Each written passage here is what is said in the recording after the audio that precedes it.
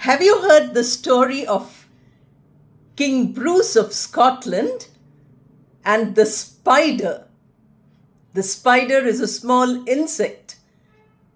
It weaves a web, you might have seen. Many of you might have read this story when you were learning English in school, because this is a very popular story in English books. The story helps you to learn a lesson. Try, try, try again till you succeed at last. For learners of English, this is very, very important because you must keep trying till you succeed, till you become very good in speaking and writing English. That is why the story of King Bruce and the spider is such an interesting story. But please remember that on this channel, Sumita Roy's English Classroom, there are many videos where stories have been narrated. Some of the videos have the stories on the screen. You can read along, and then at the end of the video, you can tell the story in your own words. There are some videos where I have told the story. There is no script, only the story. And there are some where there are photographs to help your imagination. So look at the photographs so that your imagination is activated and you are able to speak about this well. We recently had a story of Joan of Arc, an 18-year-old patriot who saved France. You can watch that also if you haven't watched it already, and send in your comments about that. Today, when you look at this picture, you will find that there are two kings standing here. The quarrel was between these two kings because one of them is the King of England, King Edward, who wanted to rule Scotland also. Now please check the map. You will find that England is below and above it is Scotland. Towards the north is Scotland. The King of Scotland, that is King Bruce, whom we are talking about today, did not want to give away the kingdom. He wanted to fight and win his kingdom back. Therefore, the two kings standing face to face tells you two things. Either they are friends or they are enemies who are arguing with each other. So that is the picture which you see here. King Edward of England and King Bruce of Scotland were not friends because King Bruce did not want to give away his freedom, his kingdom, and therefore he needed to fight. Let us continue the story with the second picture which you can see. You can see that soldiers are fighting a battle. The war between England and Scotland is going on. Now please note that I have used two words, battle, B-A-T-T-L-E. I said this is a scene of battle. Then I said that a war is going on, W-A-R, between England and Scotland. Now what is the difference between a battle and a war? A battle is a small part of a war.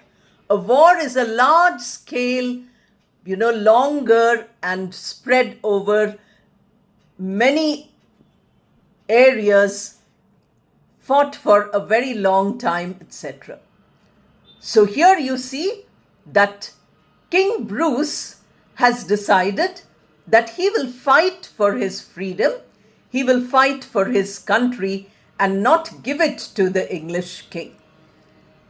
And therefore, all his supporters, that is, people of Scotland, support him as their king.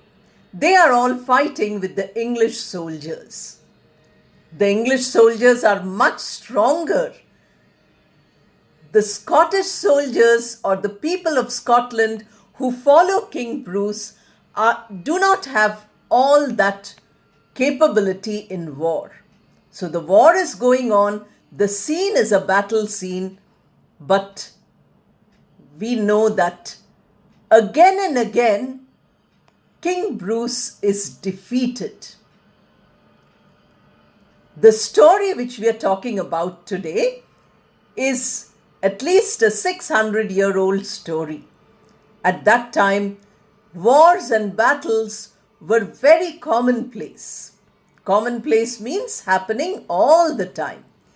Every time there was a war or a battle, or there were many battles leading to a war. This used to happen a lot in those days. Therefore, we find that King Bruce has to fight many times and he gets defeated many times. That is not shown in the picture, but we know that he gets defeated many times. In his sorrow, he escapes. He runs away from battle and he hides inside a cave. Let us continue the story as you look at this picture. You find that the king is sitting inside a cave. A cave is usually a natural opening in a mountain or a hill. You can't make out that it is there. Sometimes it is hidden. Sometimes it is easy to find. So King Bruce was defeated many times. He could not win against the English soldiers or the English king. Now he decided that there is nothing for him to go back to his kingdom. Therefore, he would live in this cave. He would keep spending his time inside the cave. Here you see, the king is sitting in a lot of sorrow. He feels very sad that he could not save his kingdom. He has tried again and again. He has tried many times. He fought very bravely, but he could not defeat the enemy. He could not win Scotland for himself. The only way for him now is to hide away from that battle. In fear or in shame, he's hiding here. We find that he is sitting alone in the cave. The cave is there, very dark. There are a few candles there, and the king is sitting amidst them. He has no hope. He doesn't have a future. He keeps thinking that everything in his life is finished. How will he go forward if he doesn't have a kingdom? The people who followed him, the people of Scotland who were his followers, also felt very bad because they were defeated. In battle, many of them died. This was a long war, and every time, whenever they were defeated, they felt disheartened. They felt a loss of hope. They had nothing to look forward to. So that is what you see here. King Bruce sitting in the cave. But something happens in this cave which changes his whole mind, and it changes the history of Scotland also. Let us look at the next picture. In the same cave, where King Bruce is hiding from the enemy soldiers, hiding his shame and his defeat, there is a spider. Can you see the picture? The spider is there on the cave wall. King Bruce is sitting in the same cave, and he keeps looking at the spider because he has nothing else to do. There is nothing to do inside the cave. He has no planning to do because he doesn't have the courage to fight again. He has lost so many times. But he sees this spider. The spider weaves a thin thread-like web. We call it web, W-E-B. So it comes out of its mouth, and with that thread, it hangs on the wall or it hangs on the ceiling. So the spider is trying to go up to the end of the cave, but every time the thread breaks and the spider falls down. King Bruce is amazed. Such a small insect is trying to climb, trying to go up, but failing again and again because the thread breaks. King Bruce can't help. The spider has to help itself. Nobody else can help the spider.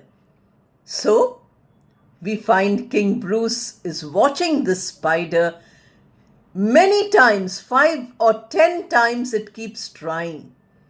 Finally, the spider succeeds. I gave you at the beginning of the video. Try, try, try again till you succeed at last. So at last, the spider succeeds in reaching wherever it wants using the web. Such a thing King Bruce sees. And he says, if such a small insect can try so many times and get success, I'm such a great king. I'm such a huge person, so brave, so capable. How is it that I'm hiding in this cave? It's terrible. No, let me go and fight again. There is no picture for that. He goes around calling all the people back. He says, Scotland will get freedom. I have made up my mind, and with this strong resolution, we are going to fight. Finally, seeing the spider's success, King Bruce gets success, and he becomes one of the greatest kings of Scotland in history. Therefore, you see, everything in nature teaches us. And if we have a story like this, we can practice our English. First, try to practice using the ideas I gave you. Then add your own ideas. You say how you tried many times to get success. In this way, when you keep trying to speak English, to learn better English, to reach a higher level of advanced English, you will find that, like the spider which inspired King Bruce, you also will succeed. All the best, and thank you.